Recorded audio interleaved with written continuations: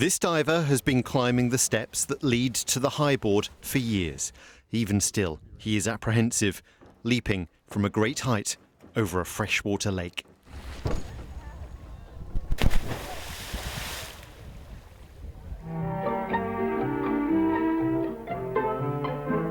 They've been diving at Henleaze for nearly a century.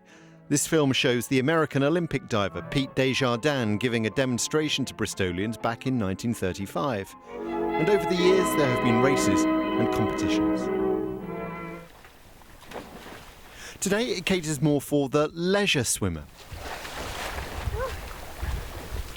People who shun the chlorine of indoor pools. It's so much more invigorating, the fresh air, the peacefulness, the swimming amongst trees, birds, the odd fish jumping. There are no kids bombing and jumping in, and you're out there and you're part of nature, and you come out smelling all lakey, and it's fantastic. It's like nothing else. You never expect to find this fantastic place in the suburbs.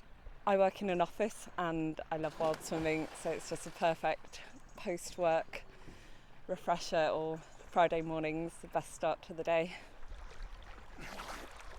As you can see under the water, it's pretty murky, but it isn't cold. It's 19 degrees today. But people swim here year round, even in winter, even when the water is just 2 degrees.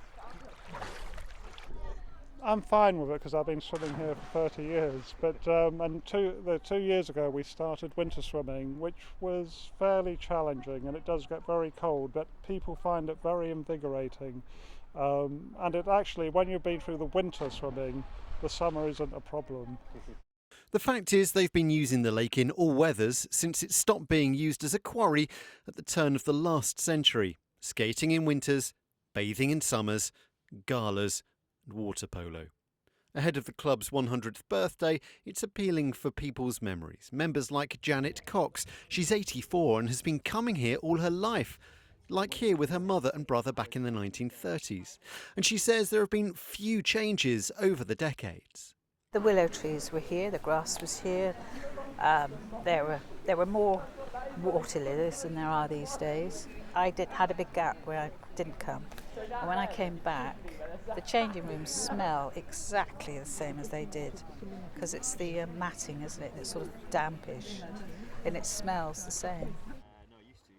But the lake is still creating memories. Just ask our highboard diver, Charlie Peak Payne.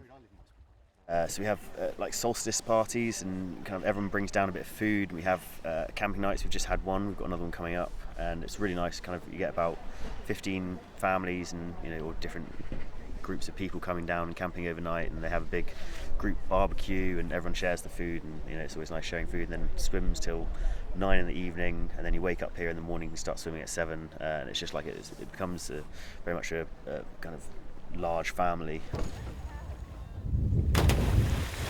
Soon the club will celebrate 100 years of high diving and swimming in this little known corner of Bristol. Robert Murphy, ITV News.